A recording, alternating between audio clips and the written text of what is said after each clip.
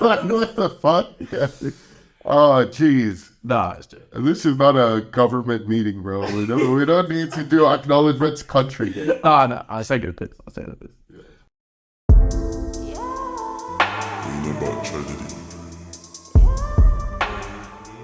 Hey everyone, welcome to our episode with the lovely Ola today. Hello. Who are you, Ola? What do you do? What are you about? Actually, wait. I messed up. Supposed to say. This episode is sponsored by Elevate Marketing Group. If there's a website you need made, get in contact with them. There'll be a link in our description. Yeah. Ola, what are you about? Yeah. I'm Ola. I'm 24 years old. A Nigerian living in Australia. I'm a social worker. I work in government. Can I say where I work in government? And you're allowed child protection, yeah. Used to do Jiu-jitsu at some point. Got blue belt blues. So here I am. For people who don't know what blue belt blues. Blue belt blues. Yeah, it's a tricky thing to say. Totally understandable. Blue belt blues. Say that quick. I said something else instead of blues. Blue belt blues. Blue Blue belt blues is when you've well, basically in a nutshell, it's when you've worked your whole jiu-jitsu journey to the next belt, which goes from whites to blue. And then as soon as you get your blue belt, you get the feeling of sort of jiu-jitsu depression of like, what am I still doing here? There's still so much I have to do. So you get overwhelmed and you just like quit. It's a lot more complicated than that. Please don't quote me, but that's the general gist of it. Yeah, okay. Yeah. Do you plan to get back into jiu-jitsu in the future? Or? Yeah, 100% actually. I think, so my journey went from jiu-jitsu to stopping because I wanted to try other sports. I tried a little bit of Muay Thai. I tried a little bit of, I tried Muay Thai, but I couldn't really get into it because the thing is, at the very beginning of the class, they make you skip. So I was like, I just can't skip to save my life, man. This is getting a bit embarrassing. So have the coordination? Yeah, I just couldn't do it. I just kept falling over my feet. So it's embarrassing, but like, I was like, look, I'm not going to do that anymore. Yeah. And I want to go back to something that, you know, I liked to do. And jiu-jitsu is something I like to do. So I think I would definitely go back there at some point. In the meantime, I've just been gymming, trying to work on the stomach, you know. And the stomach's looking good now. Not that I've seen it. Not that I've seen it. No, It's just like it protrudes when I've had a really nice meal. Yeah. You know, people can tell. So, so hopefully that's not the case now. Maybe end of this year I'll start jiu-jitsu again, but that's really where I'm at as far as that area goes. So what are some of the other things you like to get into and pursue? So I like the stock market, okay? I really, really like it, okay? My dad used to go into stocks, okay? My very first memory I had of my dad doing stocks was when I was 6 years old. He had lost a significant amount of money. Okay? This is unironic, okay? It sounds like I'm trying to make you guys laugh or something like that, but that's not the case. So he had just lost a significant amount of money that was not his own. Okay? And there was this really good friend of his who like indulged his gambling habit. And he couldn't make the call to tell the guy that he had just lost all the money. Yeah. So he asked me, a 6-year-old, to text him. So I was on his Motorola flip phone texting this guy. Yeah. And he said that he couldn't even read the text the guy said. So I don't exactly remember what it is that I texted him, But I do remember the response, which was, yeah, that's fine. We can talk further about this at X time. But when I told my dad the response, he literally shouted for joy. Like, it was one of the only times I heard my dad actually, like, straight up happy. Yeah, that's like, yes, good stuff. You gave me a hug. I was like, wow, is this the little I need to do to get love? Like, holy shit, this is great. Imagine you're a fan. Yeah. But yeah, I think that was my initial memory of trading stocks, and here I am today continuing the family legacy of losing money, man. How long have you been kind of, obviously you've obviously had that interest for, what's it now, 18 years? Yeah. But like, how long have you been actually trading yourself? I've been trading since I was like, oh, that's kind of hard, you know. So I started trading with real money maybe like 3 years ago, but I was doing paper trading, so demo trading maybe when I was like 17, 18. On the ASX game, did you play that game that with the share? There's an ASX game? Yeah, I did it at school in economics. There was like a trading game or whatever that we like kind of do in school. Yeah, and it's like, it wasn't real money, obviously. It was like, I think it was to help people learn how like the share market works and that kind of thing. I think that would work. I think that would be good for a lot of people. I think just understanding where it is that your money can go, like why it is that, I guess, the stock or whatever it is that you invested in went down or went up. It takes like a lot of success, failures, looking at the news, predicting stuff to see, you know, why X or Y happened. It's interesting because, you know, you hear people say things like, oh, gold is always a solid investment, like always invest in gold and stuff like that. But you may have like $2,000 in your local, I don't know, like Conbank stock app. You put 2,000 in, and then 2 weeks later you're getting margin called because you've lost all the money, and you're like, dude, how did this happen? I thought gold was meant to be solid, it was meant to be stable. Yeah. But maybe gold is solid and is stable, but you invested at a point in time where, let's say gold wasn't doing too well, nobody was trying to buy it, that sort of thing. So timing is also really important. You know, you might be right, but your timing is just rubbish. So I like to say, I'm not wrong, I'm just early, okay? And unfortunately, I was too early, so all my money is now gone. How much to you sell? Like, how much to I sell? No, I said like hold, in terms of like you realign the strategy now and gonna hold instead of... I think it really depends, you know? It depends on, like, the situation. It depends on the circumstance you find yourself. Like, I know, for example, the narrative these days as far as, you know, the American stock market goes, and the American stock market has ripple effects on the Australian stock market. Yeah, definitely. But the whole narrative in the American stock market is that, you know, there's obviously been so much printing of money that, you know, the Federal Reserve, basically the people who control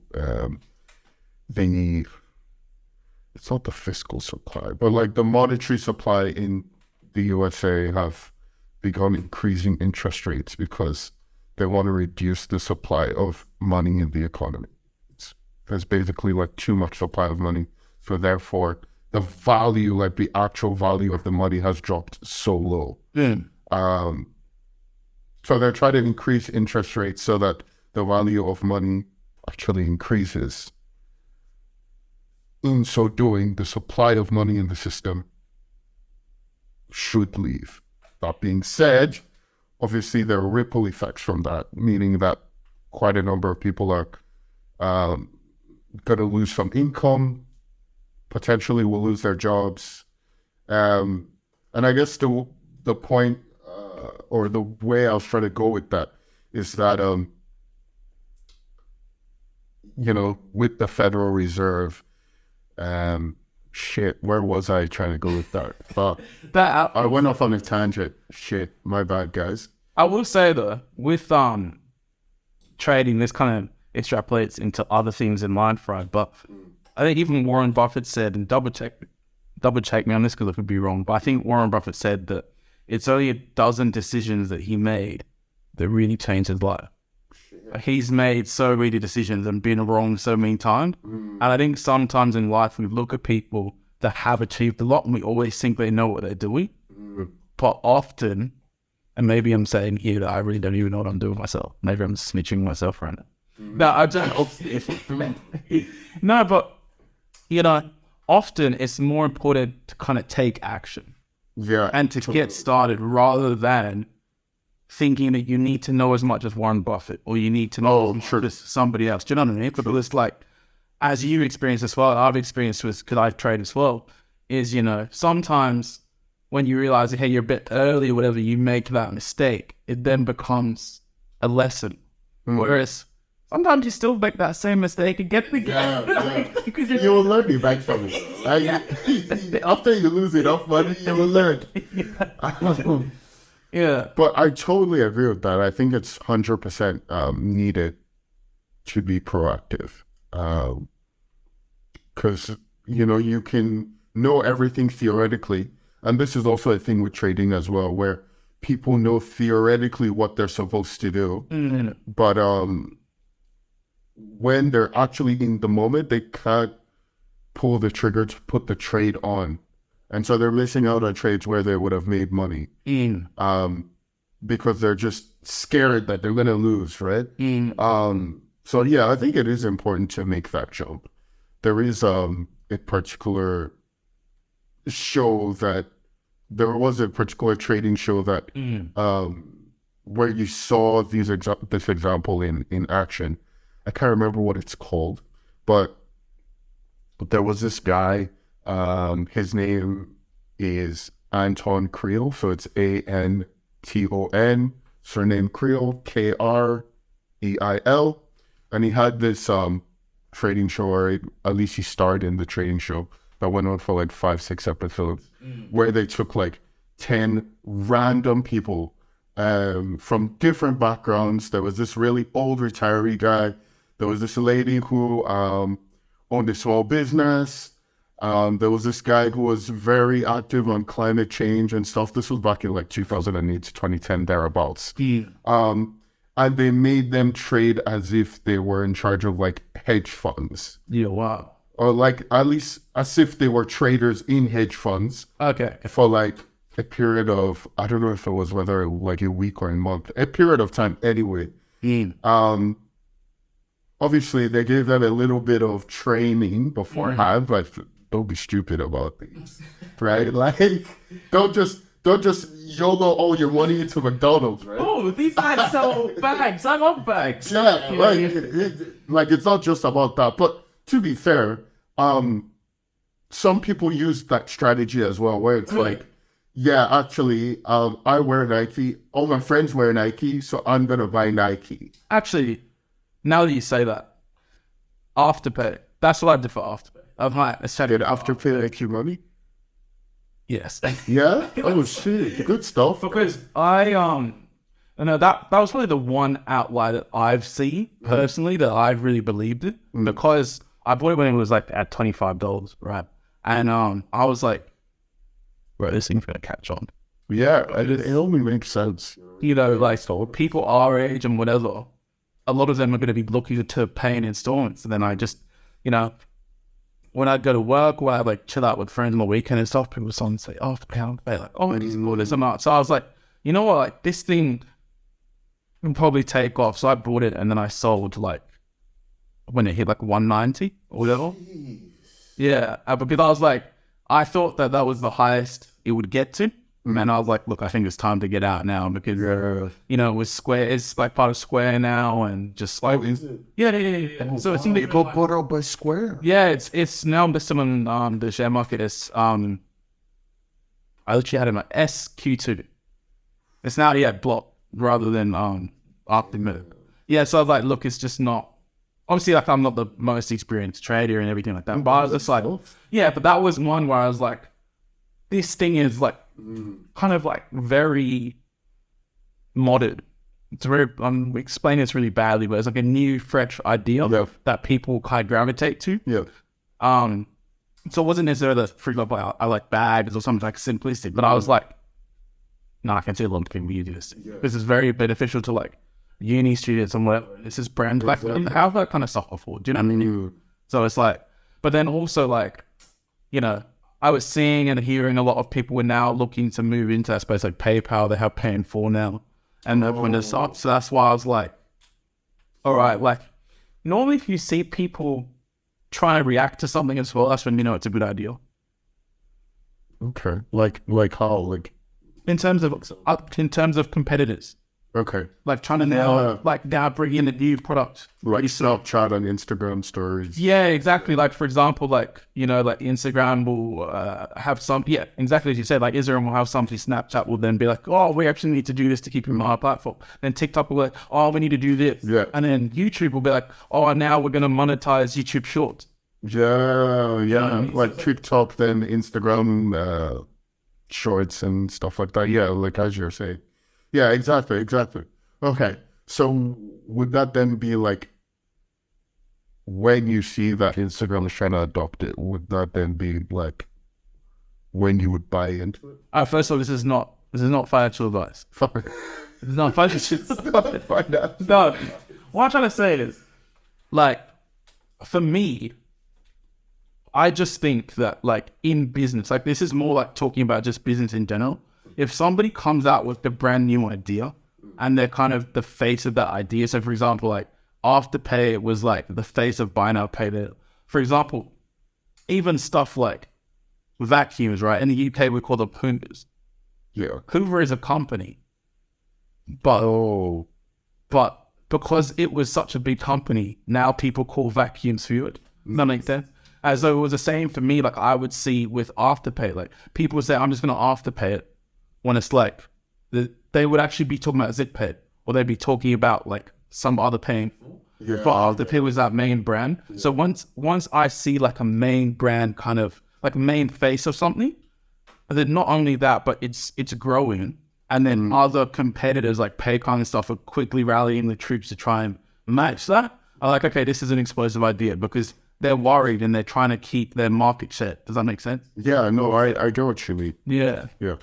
I think it's kind of like how in Nigeria, Indomie is noodles. Like, so I totally get that, especially if they're growing as well. And they're doing something that, especially something disruptive that nobody else has seen before. Yes. The other companies are going to try and copy it, try and buy them, like how you mentioned they were bought. So, yeah, I get that. I think that's really insightful. I didn't even think about it like that before. Shit. I should have bought Zoom then. Fuck me. Oh man, but that's the thing. Like, you look at so many things that are like big now, and you're like, oh man, I should. Because perhaps like Beyond Meat, I saw that like when it was low, and I was like, isn't Beyond Meat still low now? No, but in originally when it came up, yeah. And it's like I didn't buy, and then as soon as it boomed, I was like, of course I was a good idea. What the heck? Yeah. And then because of COVID and that kind of stuff, yes, it has come back down. But it's like you can still make gains. Does that make sense? I mean, if you're quick, because that's the thing, that there's a lot. For example, like even I think the Bumble was it Bumble's on that match? No, it's like, which one's the one where women have to message first? Bumble. I think she did an IPO. She did. Yeah. I believe so. Yeah, I think she was initially part of like the Tinder head honchos, and then she broke off. I think she said that. I'm probably misquoting this, but I think she said that like sexist or something. Yeah, something like that. Yeah. And then she broke off, and then IPO'd. She IPO'd it from then. I don't know that Bumble's doing that well though. No, but what I'm trying to say is like, there's ideas that come in, And even in that short term, you can make like really significant gains. Like, for example, if you get in on the IPO, and a lot of people tend to get on the IPO, which will raise the price, obviously, and then you can just get out quickly. But that's what I'm trying to say is there's like so many of those ones that I've seen, and I was just like, if only I had just But Beyond Meat is a good one actually, because Beyond Meat was really good for like a year or two, like back when they started injecting government stimulus. Back when COVID first started, Beyond Meat would have been really good. I think I'm just looking for my second afterpay. I know I'm gonna find that. I don't want to go in here second afterpay, bro. I think other people have butchered it, taken everything. It's now a thing now for so many different cards. I don't know about you. Sometimes I get this feeling. Sometimes I'm like, I wish I was a bit older, because some of the things that happened, like for example, 1999, I want to say I could be wrong, like double check what I'm saying, but 1999, I think Amazon was like pretty cheap. Yeah. That makes sense? Yeah. Right. Why couldn't we have got into that? I was born that year. Yeah.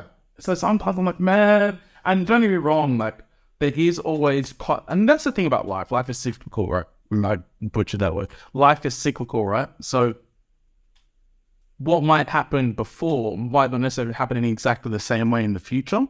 But the thing is, like, even people who invest in whatever, you'll see there's different trends, for example. And so, like there will be obviously shares that grow heaps and whatever, but just, I think not just in stocks, but also in property and stuff like that. The prices that we've seen recently. Like in property? Yeah, like in property, like with the prices that we've seen recently and stuff, are prices that we haven't seen before. And that's the thing, like, for example, people like, back in, I'm not even one of those people that like, how people, the older generation, for example, say to young people that they just need to work harder.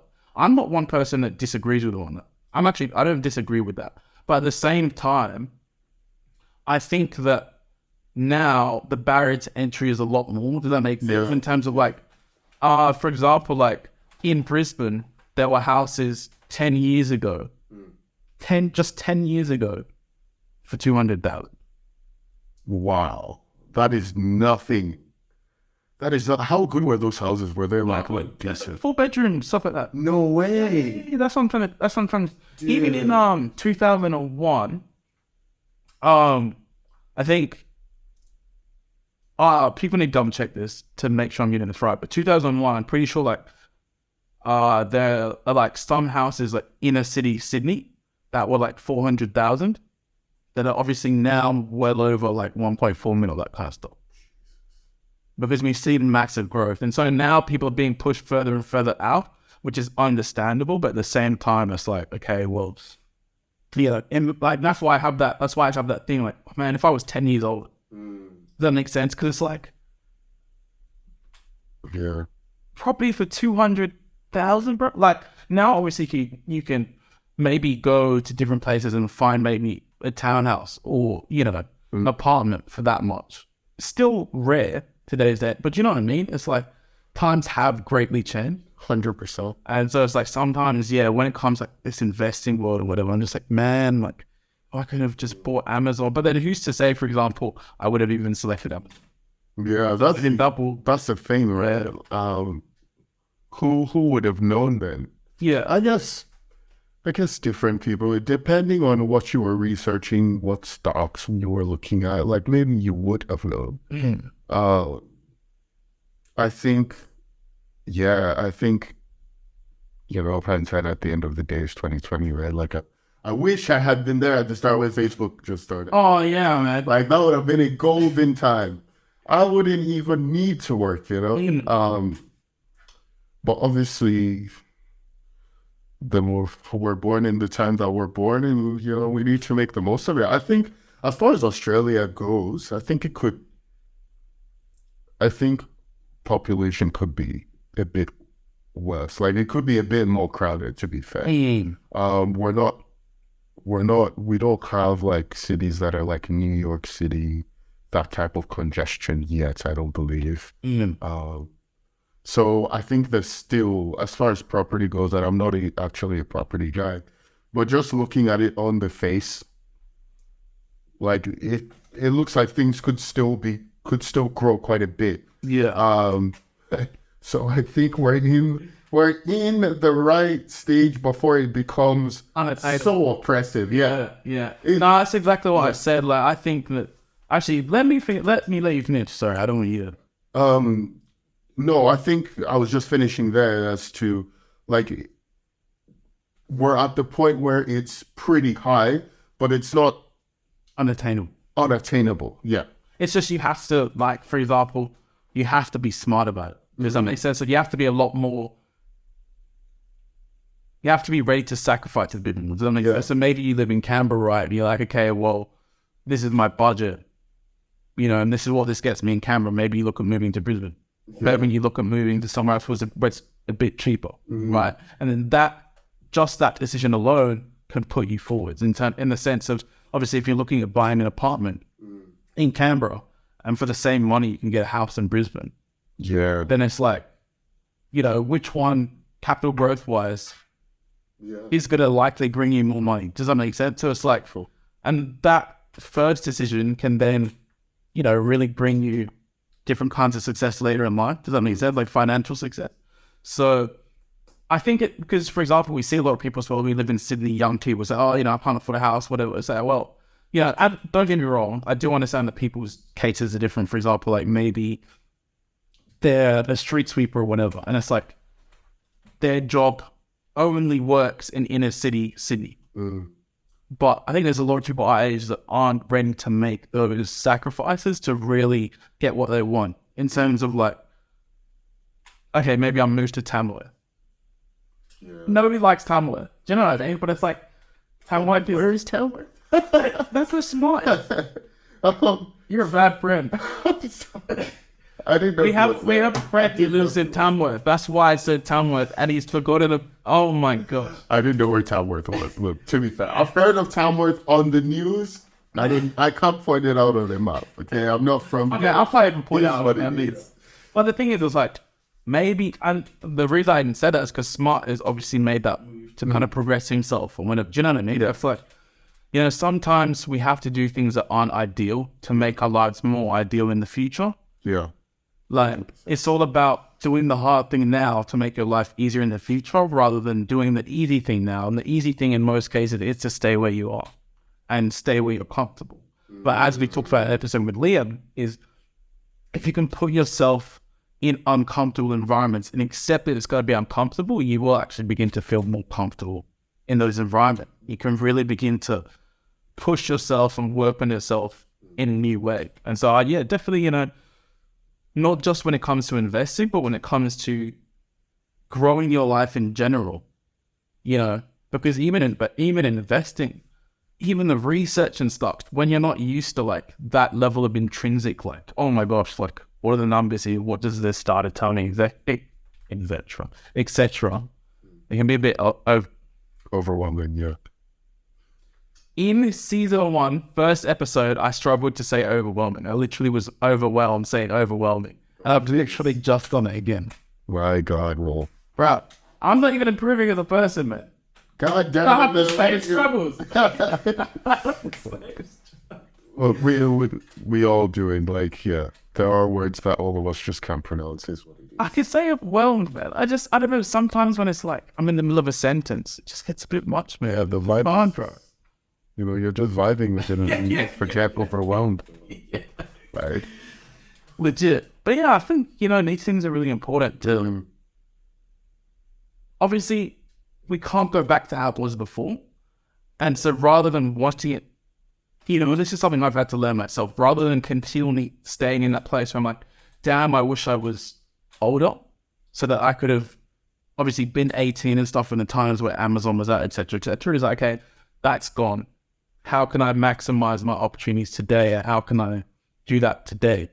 Like, how can I really push myself in a new way today? So, it's about taking those lessons on board and those failures on board.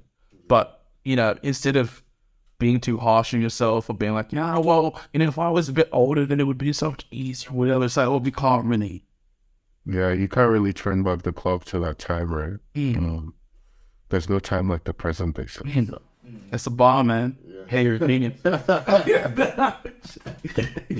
Oh, the thing. Look, is what it is. I love saying is what it is. It's just like a fact, but it's also smooth to say. Yeah, it just rolls off the tongue, you know. But no, I think investing is really something that I want to do going forward.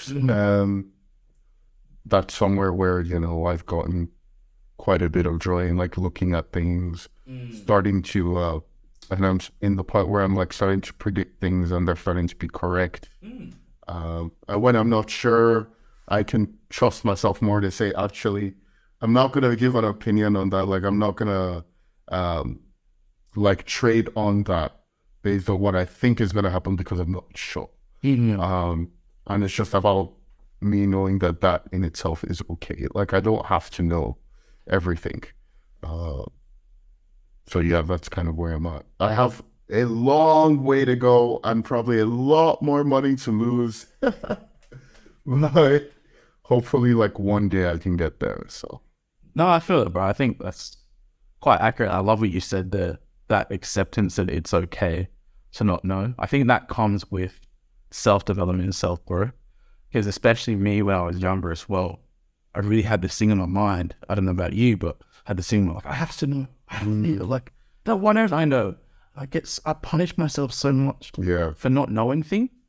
It's like, hold on a minute. For example, okay, I was about to name names. I'm not going to name names.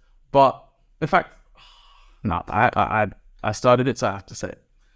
I was talking to somebody at work. They're in a management position. And somebody I really like and I really respect, right? And so I went to fist bump that person. And they didn't know how to fist bump. They like went like that, right? Rather than like that, right? And it just was like, now I know that's a tiny thing, but I was like, look alike. Somebody in such a, you know, they're in a position above me and, you know, they're in a position that, you know, they would want to stay in for the rest of their life. They're like, they're quite happy in that position. Like, they could easily stay in that position, they're fine, right? But a simple thing like a fist bump, they don't know. It's like amazing that they would have obviously along their journey cultivated so much knowledge and so much etc. to get themselves to that position, but even they don't know something as simple. Does that make sense? So it just goes to show you that it's like people can be really talented and really good, still doesn't know they mean anything. Still doesn't mean they know everything. So it still doesn't mean that they know everything in every area. Like, they might just be really good in one area. But being really good in one area actually normally means you have deficiencies in other areas. Yeah. Because the more you hyper-focus on one thing, the less you pay attention to other things. So things like, for example, social cues and whatever. You might have never been in an environment where you've been fist bumped before. Yeah. You know what I mean? And it's like, but like, they just kind of suck out to me. Like, you know, just someone I really look up to and I respect, and I get advice from this person, and I really enjoy speaking with this person because I learn things from that person. But it's like, wow, you know, I have something I can teach them. Simple little fist bump, you know what I mean? But it's like, that's why as well we need to realize that it's okay to not know everything, because the thing is, like, it's more important that we know where to go when we don't know things rather than knowing everything. Does that make sense? So for example, like, you know, we'll go back to like fist bump, you know, analogy. It was like, hold on a minute, like, say somebody went to fist bump that person in the future and they're like, I don't know what to do. Guess who they could contact? Yours truly. I'll teach how to fist bump. It's fine. I got this. And teach how to dap someone up this boat. Easy. Yeah. You know what I mean? Because, yeah, it's just... Yeah, but it's like, you know, it's like sometimes we're just a bit overcritical of ourselves and we just are too harsh on ourselves, and we don't even realize that, okay, look, we're still young. We still have a long way to go. Yeah. our story isn't finished. In fact, our story isn't even really started. Like, I'm 23, bro. You're 24, right? And like, most of the people listening, you guys are all young. Sorry for the old people. Your life is, it's over, and you've lived your life. No, but the thing is, it's like, we haven't even begun yet. Most of us have not even begun yet. We're still laying the foundations and still doing that work to discover who we want to be and where we want to get to and what we want to do with our lives. And we have to allow ourselves to make mistakes in that space. And that's something that season 2, episode 1, Dylan Roos really talked about a lot, is allow yourself to make mistakes. Especially for teenagers, 70% of mistakes, 70% of the decisions you make are going to be mistakes. That's something that he said that really stuck out to me, because I think definitely as well, for me as a teenager, I was making a lot of mistakes. And as I've gotten older, I still make a lot of mistakes. Everything I've done is reduce that percentage a little. And as long as I'm making those mistakes, but taking notes from them and lessons from them, and this goes back to the trading we're talking about, is as long as you're making those mistakes and taking notes and lessons from them, it's fine. As long as you're not being stupid, right, and putting like all your money on which you haven't done that, right? Oh yeah, I have. I know you have. I've done. Look, I've done a lot. I've been very, very stupid before. Like, well, look, you live and you learn, right? Oh, jeez. You never said you were perfect. Yeah, I never claimed to be a perfect individual. People make mistakes all the time. I think, as you said, it's just about learning from it. Making sure that, you don't make that mistake again. And I think if you keep on with what you're doing, eventually you'll reach a level of competence, from which you can then build on, Johari window and all that, not knowing that you don't know anything, that knowing things that you don't know, that, knowing that you know, and then can't remember the last one. But conscious competence and all of that. Yeah. Just that self-discovery and development. Kind of understanding where you want to get to in life as well. I think once you have that purpose and sense of direction, you can then guide yourself. And I think that we're growing up in a time where a lot of people are lacking that. And so they're kind of struggling because they don't know what they want to do.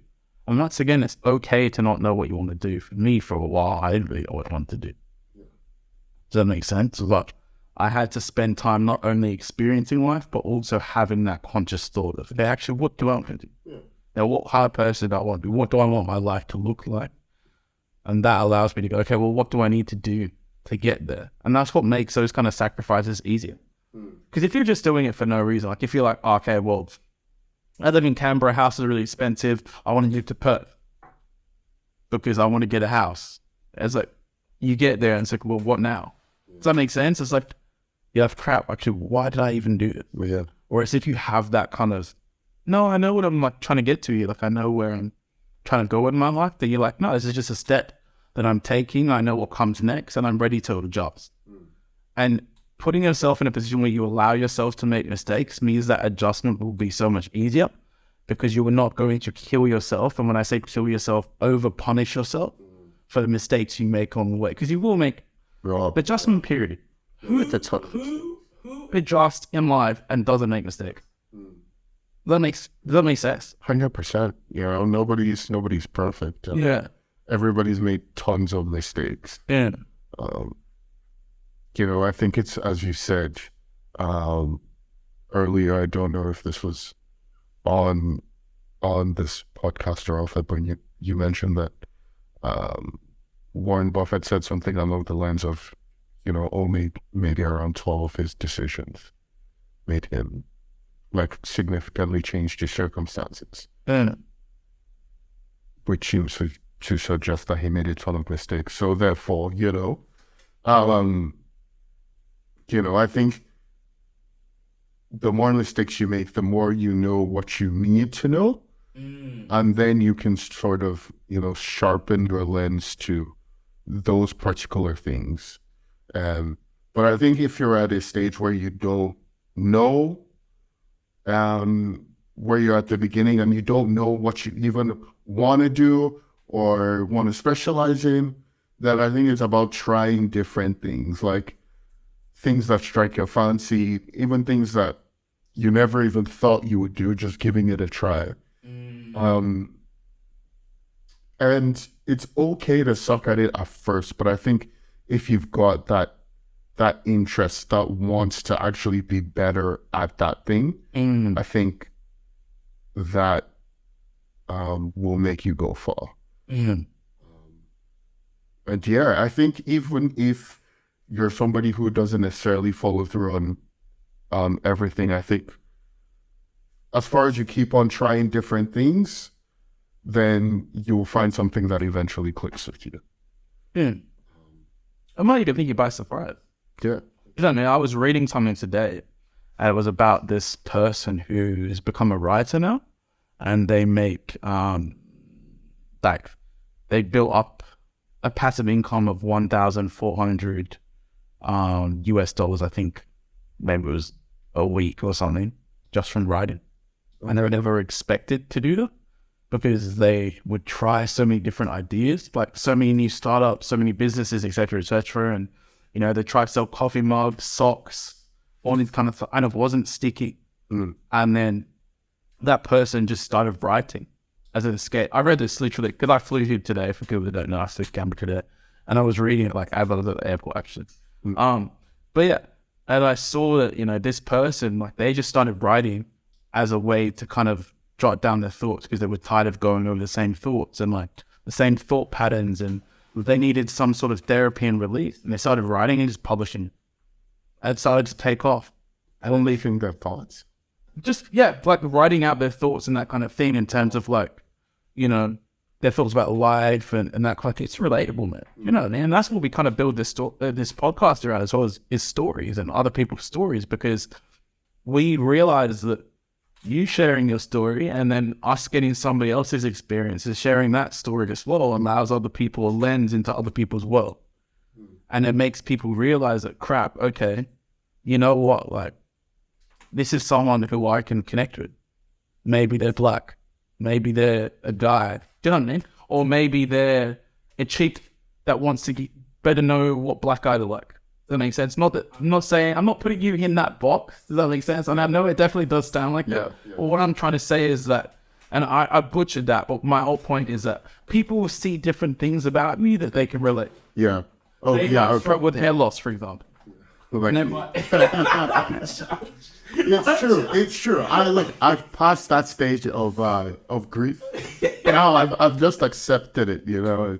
It's going away at some point. It's all good. No, so that's why not sponsored, by the way, minoxidil, it works, okay? I was not meant to have this. Nobody in my family has a beard. Oh, really? Yeah, 2 years rubbing this twice every day got me with. Is that the thing that they say makes your cheeks puff though?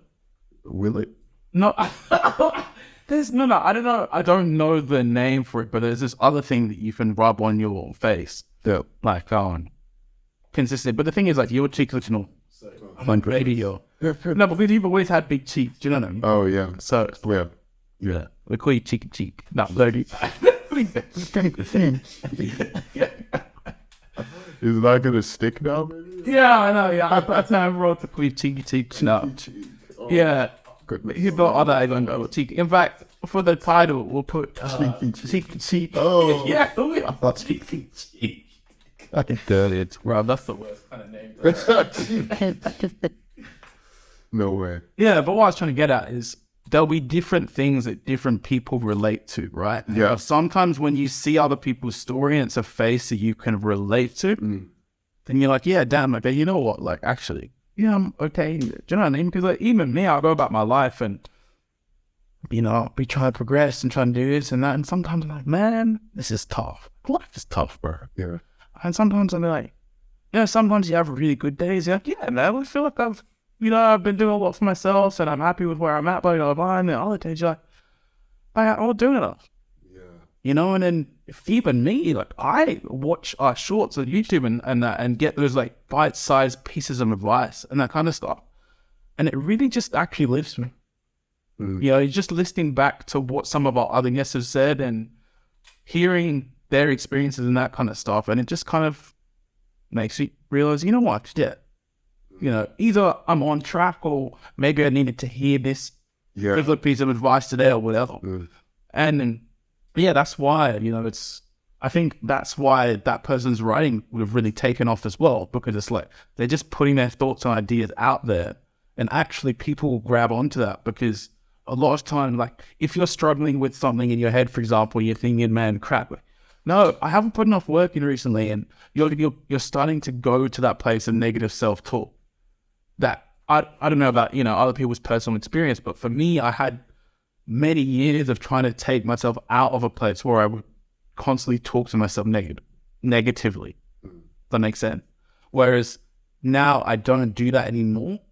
But if I go through a period where I feel like I have not pushed myself enough, I can begin to slide back to that place. And sometimes I do need to listen to other people and hear and see their experience, you know, and it's good to get the experience of people who are not at the same place as you in life. Maybe they're, you know, quote unquote ahead of you or quote unquote behind you, whatever. It doesn't matter. Does that make sense? Just hearing other people's thoughts and ideas and how they're doing this thing that we call life, right?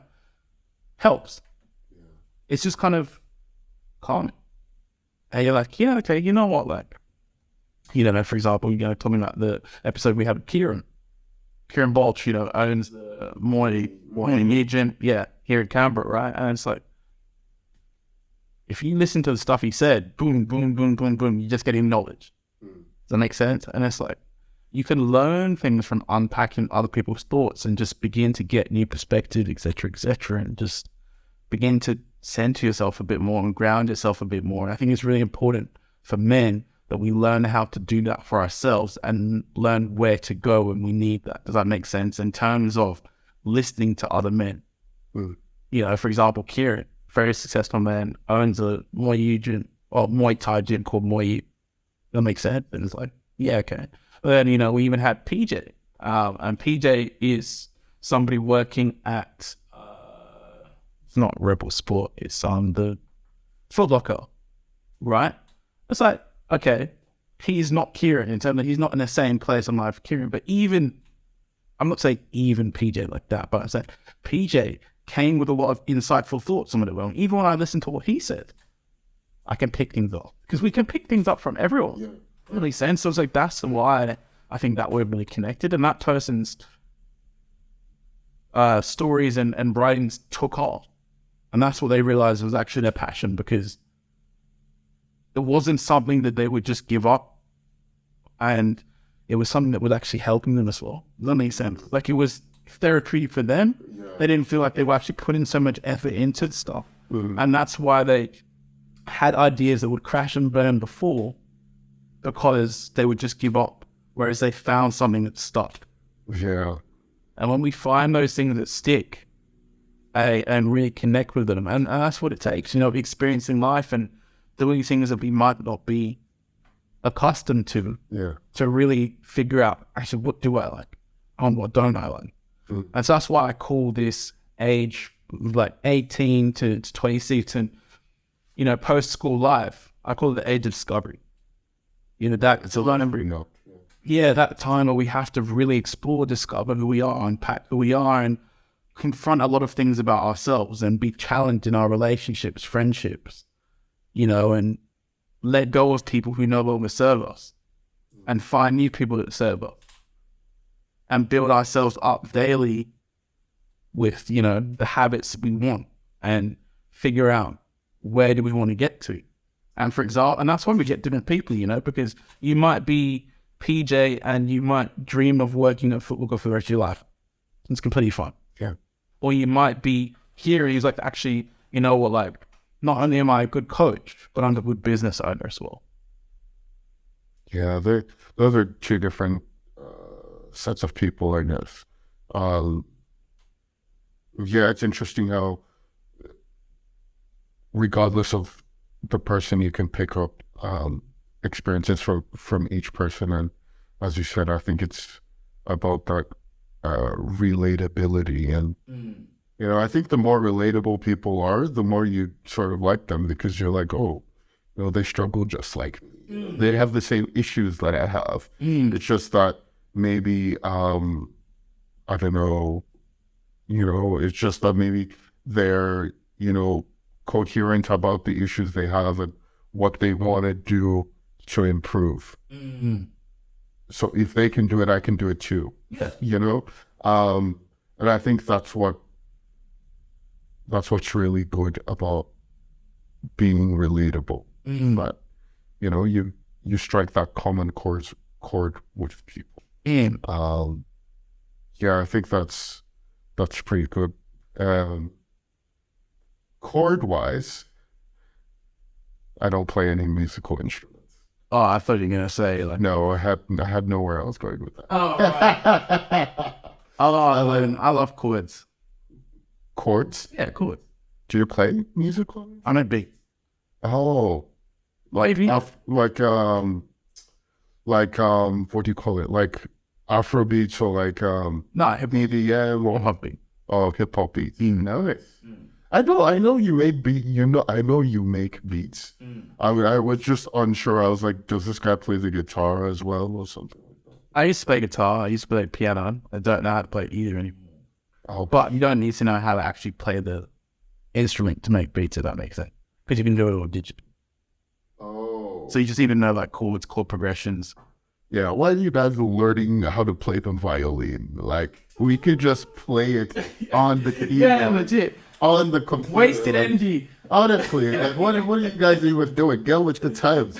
Oh no, because if I go to a concert and I want a live performance, and then I'll have to call someone to play the violin. it's And I'm just like, yeah, I thought. I can't do it, man. Yeah. I don't have the capacity for that. Yeah. No, with music, I don't really have anything with that. But I remember something. I'm just a bit of a tangent here. But I remember before, you know, we started recording, I was telling you about how my mom had recently called. Careful. She'll be right. She'll be right. I think we're friendly now, so it's okay. I think the thing is, I'm Nigerian, and obviously, for people who are listening that have Nigerian parents, and I guess this can be spread to people who have parents from developing countries as well. The expectation is very high as to like what goals they want from you, when you need to achieve those goals, and the consequences of you not achieving those goals, and what that would look like for your parents, and what your parents think that would look like for you. I think before she came, and I guess just to describe the timeline is, she came in November, she spent some time with me, like 3 months, and left in February. I was actually dreading it. I was like, look, as soon as I left my parents, I was so happy, because I was like, finally I'm free. I can do whatever I want. But now she's coming back, so all these expectations are coming back in the flesh to my face. And, you know, this is basically an authority figure asking me, have you done this, and this? No? Why? Like, why haven't you done these things? And for me, these things look like, well, have you gotten your permanent residence yet? Have you, like, for example, like, have you gotten a better car yet? Like, have you gotten a house yet? And sort of like things like that. And my answer to all of those things is, well, I haven't gotten any of those things yet. And so, with my mom, it was about, you know, balancing those expectations and potentially having a few not so nice conversations about, and probably like more comfortable conversations about, well, I haven't got this done right now, but I do understand that these are things that on some level one would like to do at some point, but I can't be expected to get all of those things done right now. And even though I do want to achieve those things, I want to make it clear, like, those are my goals. Those aren't your goals. Like, you shouldn't be expecting that from me because it puts me under pressure. That being said, look, I do acknowledge as well that, there's a reason why they have those goals in place. They want to see you do well. Not only because it makes you look good, but because it makes them look good. That's right, because it makes them look good. Yeah, mostly. Obviously, depending on the parents you have, they do a better job of convincing you that, yeah, it's because I want it for you, They want it for you, but they want it for them too, because it also sort of validates their decisions in the way that they raised you. They can look to their relative or their neighbor and be like, yep, that's my son or my daughter, like, they did X. Yeah, we did a pretty good job. How's your son doing? But I think, when they ask you those questions and you don't really have accomplishments in them, it's sort of, it can be sort of jarring for them. I think, and I guess, look, this story is not coming in chronological order, okay? But I'll just let you guys know about the dynamic of my family, right? So, and I don't know, who else can relate to this at all, but for me, growing up, it was definitely, like, my parents valued, like, achievements. Like, they were,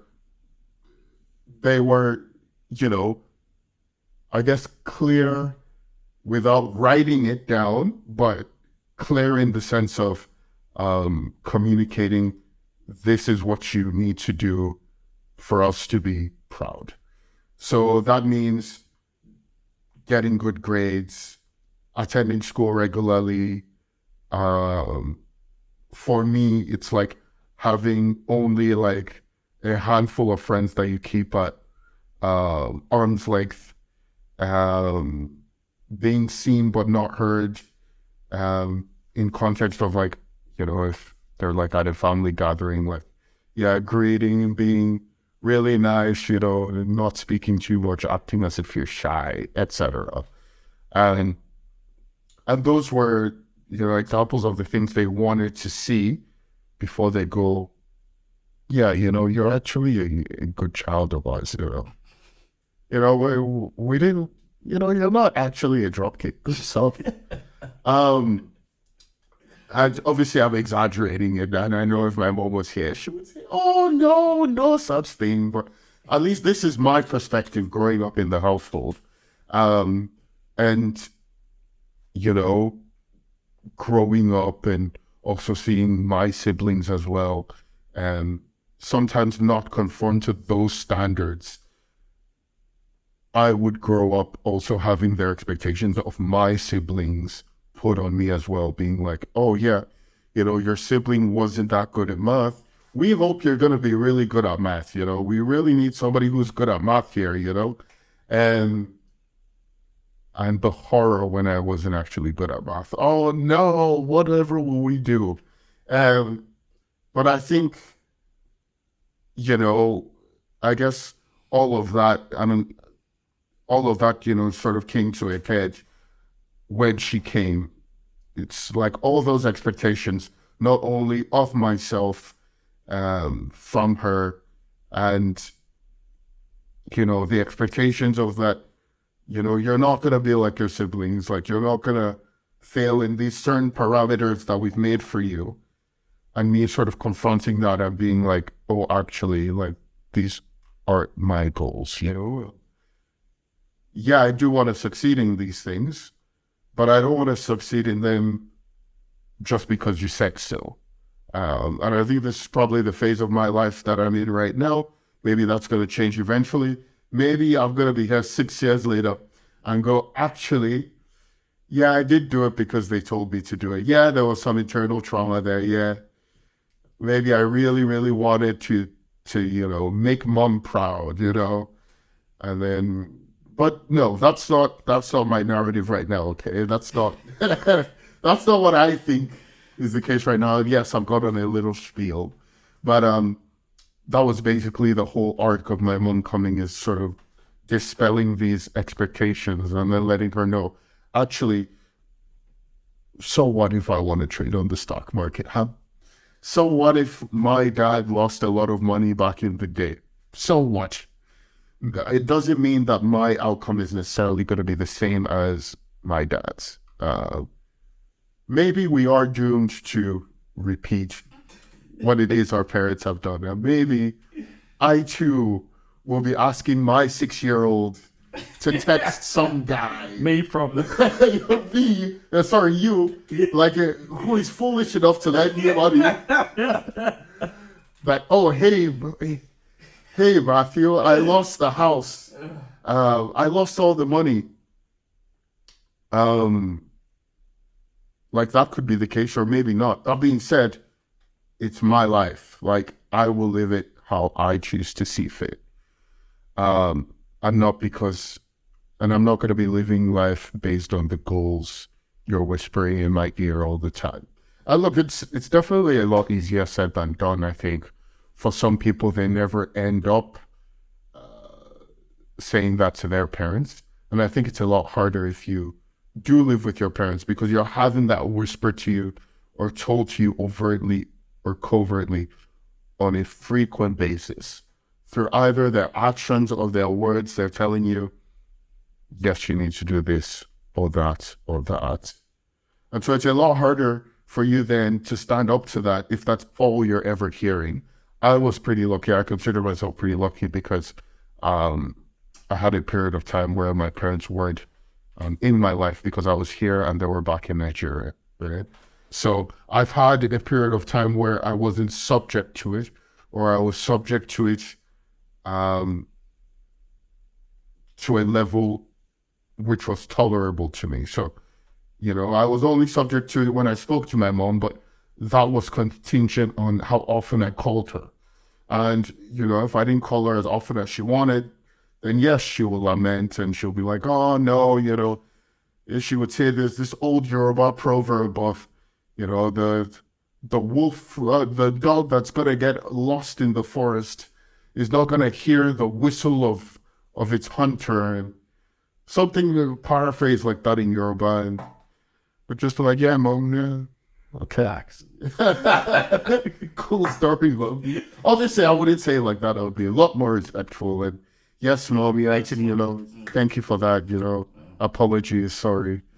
But then I'll hang up the phone and go back to how I once do it, So I guess I would say that's what allowed me to sort of reach this point where I go to my mom and be like, no, mom, this is actually not who I am, all this sort of, these goals that you've put on me,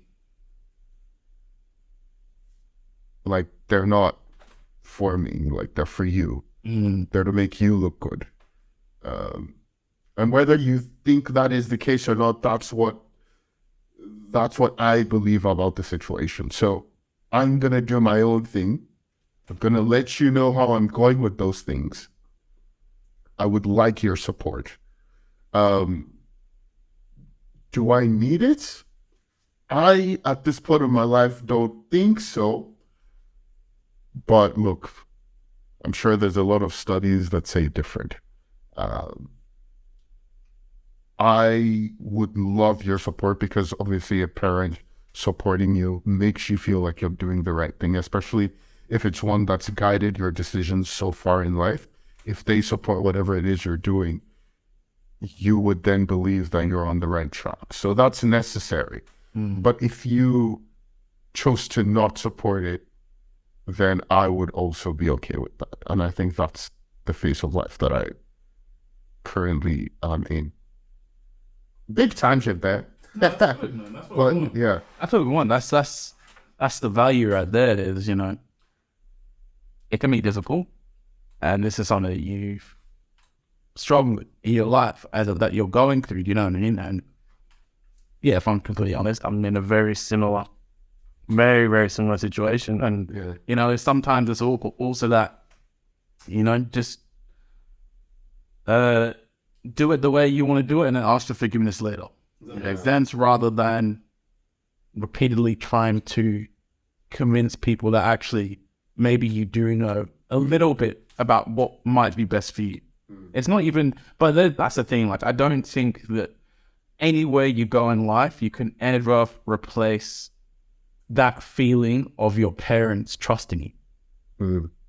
That makes sense. Like, I think that's something that is naturally, we well, as humans, is that kind of, can you just trust that I can figure it out? Yeah. From your parents. Yeah. But I'm very much like you as well. So if it doesn't come, I'm not going to wait around for it because there are things I need to get done. Right. It's like, unfortunately, like, if you don't agree with the path I'm taking my life in or whatever, that's completely fine. And I'm not going to actually try and convince you otherwise. I'm just going to accept what you want to do with the situation as well. Does that make sense? Like, instead of keep going back to the situation and combating it, can I actually just learn to accept the reality of it? Yeah. And just accept whatever consequences come with that. And I think that goes into just what we were talking about earlier, as to trying different things. You know, sometimes you might have an interest that, you know, the parents don't necessarily see eye to eye. But I think, you know, if that is what stops you, then that's a waste, really, because I think I guess, you know, you could have been so good at said thing, but it was your parents who stopped you from reaching where you could have reached. Yeah, I think for people that don't understand, right, what we're talking about here is things like sport, music, that, you know, like things that are unconventional methods of supporting yourself. You know, in Nigerian families, we're often, you know, without trying to paint everyone on the same brush, but generally speaking, you know, preferred professions of doctor, lawyer, you know, those kind of things. And if you fall anywhere outside that bracket, it can be very hard for your parents to accept that, because they want the best for you and that's what they think is the best for you, because that's what worked for them in their time and in that country. So it can be like, and that's the thing. I think, you know, you can take steps to learn, understand why they have these kind of perspectives on life, and especially for us both as well, that, okay, yes, we do have Nigerian parents, you know, but we've also experienced to a large extent a different culture as well, a different way of living.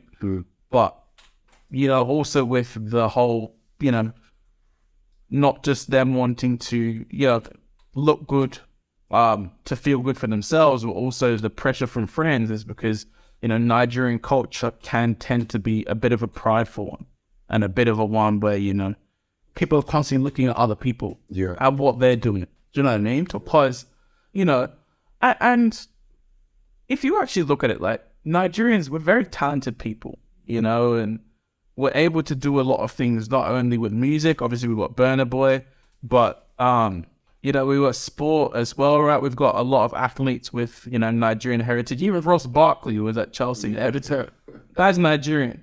Obviously, he didn't know well now.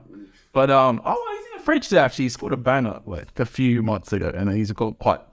But, you know, like, there's a lot of Nigerians that have high potential and have done well. And I think that, you know, as much as that is really good for our culture, it actually also kind of is a struggle sometimes, because, you know, people look at those things and like, yeah, well, that was just them and what they allowed their son to do. But really, you know, I'm very proud of this, my daughter, who's studying, and she's now a doctor, and she's done this and that, and they want to kind of keep things in line with the old ways of doing things, because they're like, why reinvent the wheel when these jobs that people have been doing have been working? But can everyone be a doctor? No. Can everyone? Yeah, and not everyone wants to be a doctor, unfortunately. Do you know what I mean? And even in today's society, we realize that, okay, even in the Western world, being a doctor is not necessarily going to be the thing that radically changes your life. Do you know what I mean? So there's all these kind of, basically, I'm not saying that their beliefs are wrong. I'm saying that their culture clashes is what I'm trying to get at. And when you've grown up in a culture and experienced and seen different and seen people attain levels of success in a different way, it can be hard to want to abide by that, just put your blinders on and be a doctor. It can be, you know what I mean? Because you see actually, no, there's really a lot of potential for me to have success in my own way here, whether it is, jiu-jitsu, whether it is music, podcasts, business, shares, writing stories, there's a lot of things you can do. And in the episode we talked about with Mubarak is, hard work beats talent in countries like Australia, UK, America, right? And so when you see that, you begin to say, okay, well, if I find out what I want to do and apply myself, it definitely is possible. That makes sense. And then if you take those, as we talked about before, if you take those mistakes that you've learned along the way and just readjust, that's when you start to make good refinements that will push you towards what you want to do. And it might take a while. It's a process. It's a process for everyone, and everyone's running their own race. But if you make and take those refinements, you can achieve a desirable level of success. Yeah, we will close there, end it there. Thank you very much, Ola, for Thanks so much. being here today. You're a great guest, and I may have a lot more to say, so we'll have to get you back on later. Thank you. We'd love to come back, guys. Yeah, cheers. All right, see you later on. See ya.